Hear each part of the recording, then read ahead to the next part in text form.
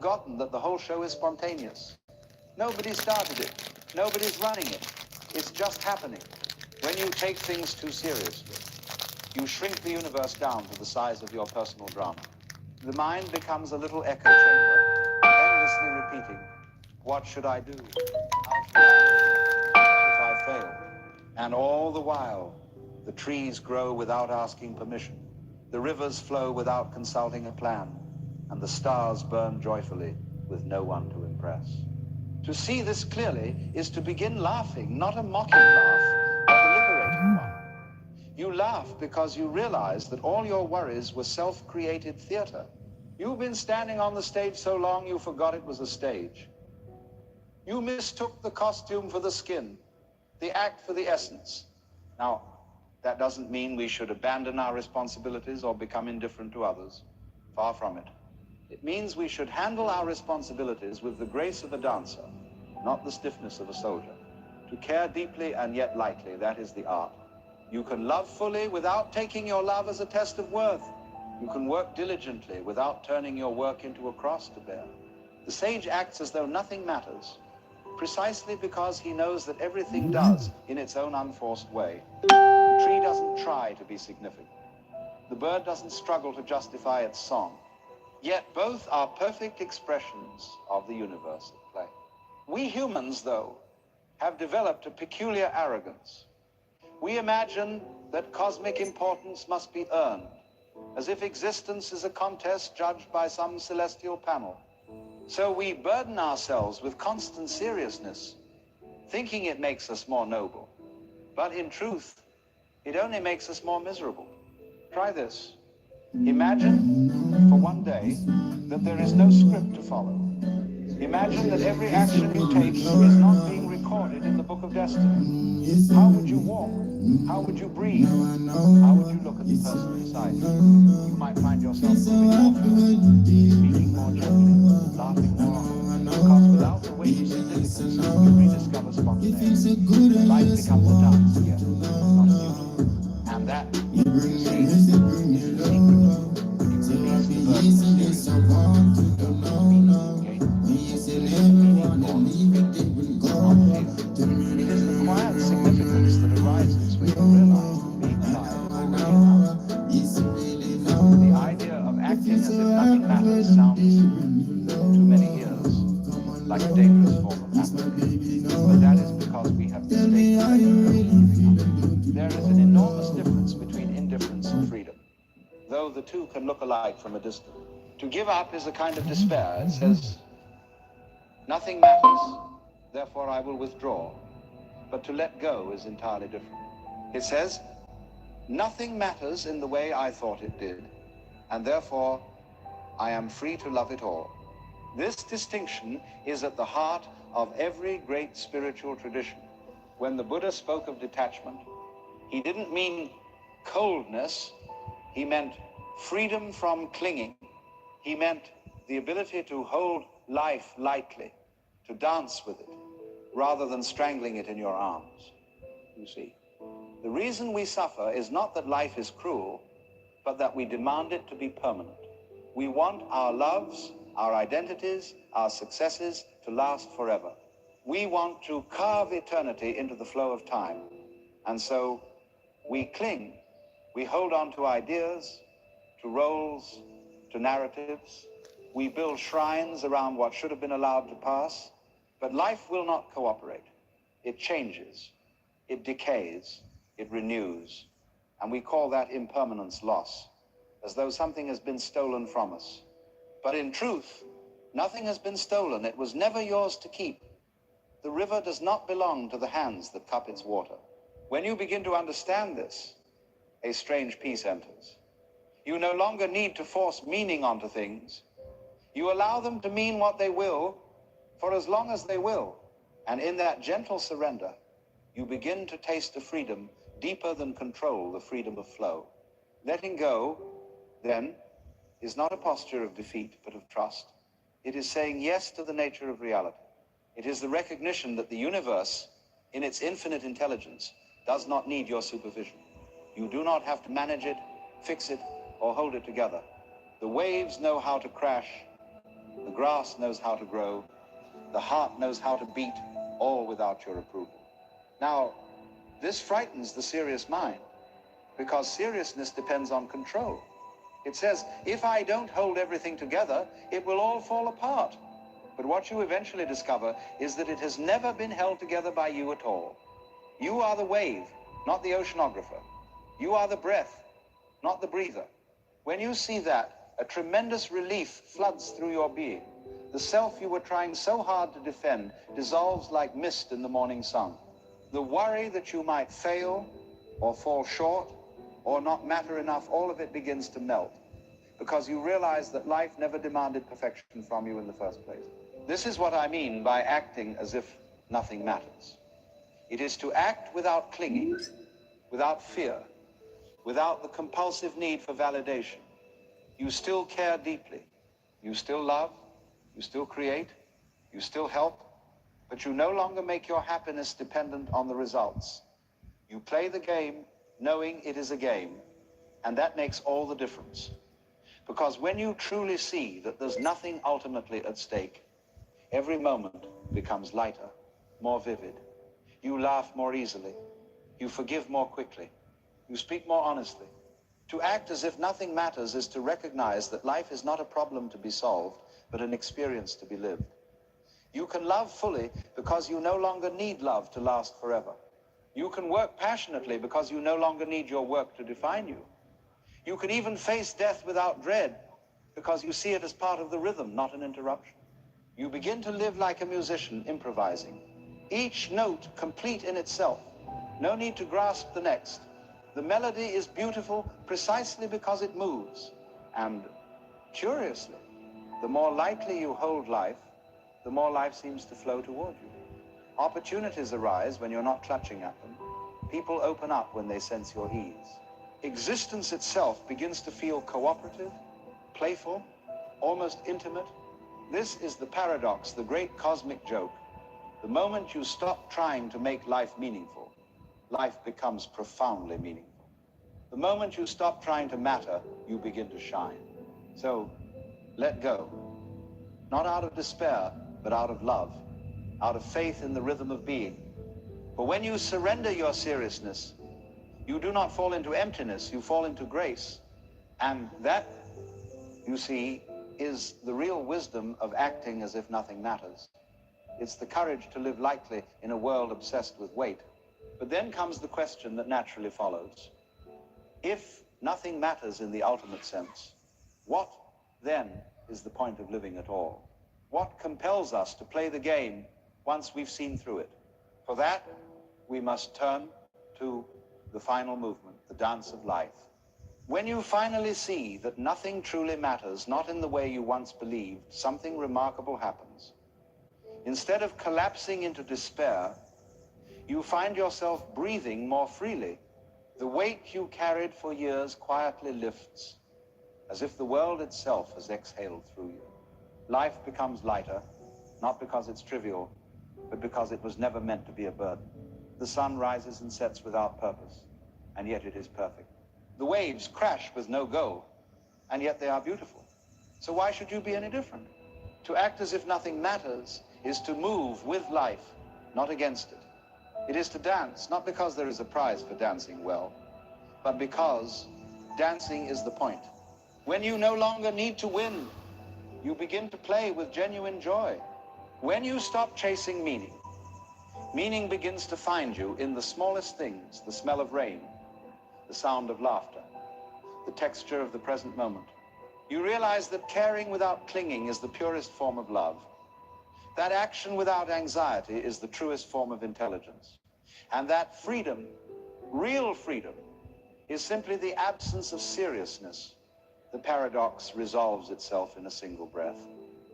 Nothing matters, and that's what makes everything precious. For when you no longer demand that life justify itself, you can finally appreciate it. You can let people be as they are. Let the world unfold as it will. Let your own story twist and turn without resistance. The universe, after all, is not a courtroom, it's a playground.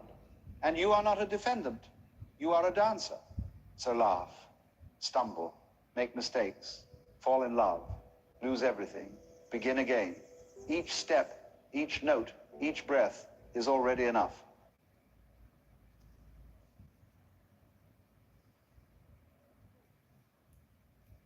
Have you ever wondered why fear never really leaves you, no matter how much you try to escape it? You can meditate, you can pray, you can distract yourself with work, with relationships, with endless entertainment, and still, when night falls and silence descends, there it is again, fear.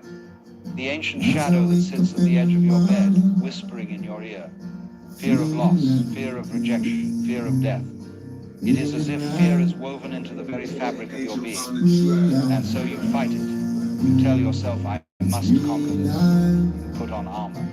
You try to be strong, to be positive, to push the dark thoughts away. But have you noticed? The harder you fight, the stronger fear seems to become. Like a shadow, the more light you throw at it, the sharper it grows. You run, but it runs faster. You hide, but it is already in the room. What if I told you the reason fear controls you is not because it is too strong, but because you have misunderstood it? What if the only way to be free from fear forever is not to fight it, not to run from it, not to drown it in affirmations and rituals, but to see it for what it really is? Fear thrives in illusion. It feeds on your imagination, your what-ifs, your obsession with the future. But here is the secret. Fear has no roots in the present moment. Like smoke, it vanishes the instant you stop clutching at it. And once you see this, truly see it, you are free forever. Not free in the sense of never feeling fear again, no, that is another illusion. You are free in the sense that fear no longer chains you, no longer drives your choices, no longer dictates the rhythm of your life. Fear becomes like a passing cloud in a vast sky, noticed, powerless. So the real question is not, how do I get rid of fear? But how do I live in such a way that fear no longer controls me? And this is what we will explore. Together, we will walk through the illusions that create fear, the traps of thought that make it grow, and the radical shift in perspective that allows you to breathe again, to move again, to love again, without fear's constant whisper in your ear. Because freedom from fear is not something to be earned, nor is it a prize for saints or sages. It is the birthright of every human being who dares to see clearly. Once you see, you cannot unsee. Fear falls away like a costume, and what is revealed is something far more powerful, the simple, luminous presence of life itself. Fear has always been with us. Since the first humans crouched in caves, listening for the growl of predators outside, fear has been the companion of life. It has kept us alert, kept us cautious, kept us alive. And so, in one sense, fear is natural. It belongs to the body as much as hunger or thirst. Without fear, perhaps our ancestors would not have survived long enough for you and I to be here. But what happens when fear outlives its usefulness? When there are no wild beasts in the dark, no storms threatening your hut, no tribe of enemies stalking the forest, and yet fear still curls itself around your heart. Then, fear is no longer protection, it becomes prison. Look closely at your life. How many choices have been shaped by fear rather than freedom? The job you did not take because you feared failure. The words you did not say because you feared rejection. The path you did not walk because you feared the unknown. Fear builds invisible walls, and soon you find yourself pacing in circles, calling it safety. And here lies the great paradox. Fear promises safety, but delivers only limitation. The more you cling to it, the smaller your world becomes. You avoid risk, but you also avoid possibility. You protect yourself from pain, but you also protect yourself from joy. Fear whispers, if you stay here, nothing bad will happen. But nothing truly alive happens there either. This is why so many live half asleep, bound not by chains of iron, but by chains of thought. Chains of, what will they think of me? Chains of, what if I lose everything? Chains of, what if I'm not enough? And yet, have you noticed how insubstantial those chains really are? They are not made of steel.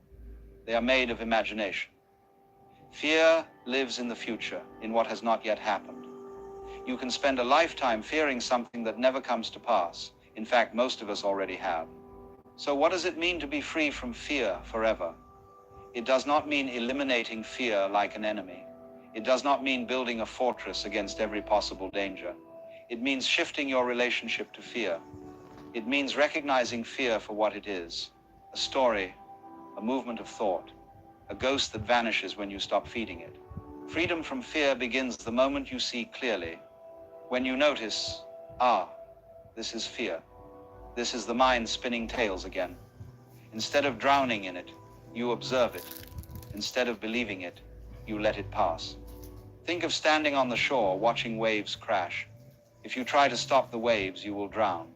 But if you simply stand and watch, you realize the waves come and go on their own. Fear is like that.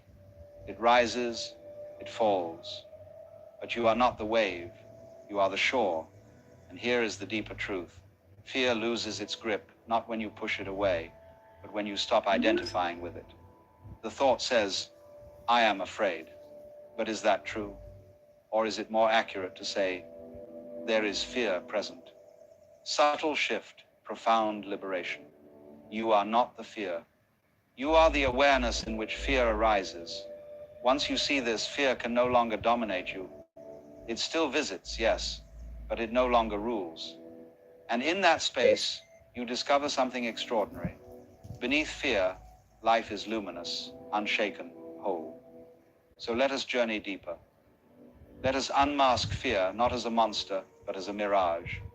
Let us see how it binds us, how it tricks us, and how, once seen, it dissolves like mist in the morning sunday. If you look carefully, you will see that fear is not created by reality itself, but by your interpretation of it. The event is never the problem. The thought about the event is. You see a shadow in the corner.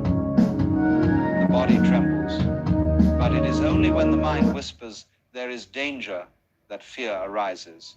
Remove the interpretation, and the fear dissolves. In this way, fear is always second-hand. It is not born from the present, but from memory and imagination. You remember what has hurt you before, and you project it into the future. You imagine what could go wrong, and you clothe the future in terror. But look around. In this moment, here and now, where is the danger? Where is the fear? It exists only as thought. Consider the common fears: fear of rejection, fear of failure, fear of loss. Each one is built on an image in the mind. You are rejected once, and suddenly every glance carries the shadow of rejection. You fail once, and suddenly every risk carries the weight of failure. The mind clings to these memories, replays them like a film, and convinces you that what happened once must happen again. But reality does not repeat in this way. Life is not a loop, it is a river. Each moment is fresh, unrepeatable, and yet you approach it wearing the armor of yesterday. Fear is the refusal to meet life freshly. It is the insistence that the past must be projected onto the present. The irony is that fear's power is built entirely on illusion, and yet it feels so real. The body reacts, heart pounding, palm sweating, breath shallow, and so you say, it must be true, I feel it in my body.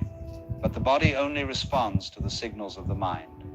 If you imagine yourself standing at the edge of a cliff, your body reacts as though you were really there. The body does not know the difference between thought and reality. And so, you live imprisoned by your own imagination. Ask yourself, how many of your fears ever came to pass? The majority never did. And yet, you suffered as though they had. This is fear's cruel trick. It makes you suffer twice. Once in imagination, and again perhaps in reality. But even when reality does deliver hardship, it is never as unbearable as the mind's rehearsal made it seem. Why? Because in the present, there is no time to fear. In the moment of crisis, there is only action. You act, you respond, you adapt. Fear has no place when you are fully present. It exists only in anticipation. This is why awakening dissolves fear. To awaken is to live in the present moment, to stop dragging the corpses of yesterday into today, to stop painting tomorrow with the colors of yesterday's wounds. When you live here and now, fear cannot root itself. It comes, it goes, but it does not linger. Imagine a child running through a field. Do they fear falling? Perhaps for a moment, but then it is forgotten. Why? Because they are absorbed in the play of the moment. Their attention is not divided. Fear thrives in divided attention. When you are half here and half in the future, fear finds its opening. But when you are wholly here, fear passes through you like wind through an open door. So the first step in freedom from fear is to see its illusion, to notice fear is never about what is, but always about what might be. And what might be is not real. Only this moment is. The awakened soul sees this clearly. They do not deny fear, but they do not bow to it. They meet it as they would a passing stranger, acknowledged, but not entertained. They let it come, they let it go, and in this they remain free. If fear is illusion, then why do we cling to it? Why do we allow it to shape our lives, to dictate our choices, to steal our freedom? The answer is simple, yet uncomfortable. Because fear gives us a sense of control. Strange, isn't it? Fear feels terrible, and yet we cling to it because it gives us something to hold on to. When you fear, you believe you are prepared. You believe you are protecting yourself. You rehearse disaster in the moment. When it comes, be ready. But here is the truth. Fear does not prepare you. It only exhausts you. By the time the event arrives, if it ever arrives, you have already suffered 1,000 deaths in your mind. You are weaker, not stronger. And yet, fear is seductive because it masquerades as responsibility. If you worry, it feels like you are doing something. Convince yourself, if I stop worrying, something bad will happen. As if your constant rehearsals will bring it all together. They are not. The universe moves whether you worry or not. There is another reason we cling to fear: identity. Many people build their very sense of self around their fears. They say, I am anxious, I am fearful, I am cautious. And in this way, fear becomes a part of what they believe they are. To release fear would feel like losing themselves. But who are you without fear? Have you asked? Most have not. They are so entangled in the story of their fears that they cannot imagine themselves free. But the awakened soul sees that identity itself is a story. You are not the frightened character in the mind's play. You are the space. When you begin to wake up, life no longer feels accidental. A thought flickers, and the phone rings. A question lingers in your mind, and the exact passage appears on a random page you open. At first you dismiss it as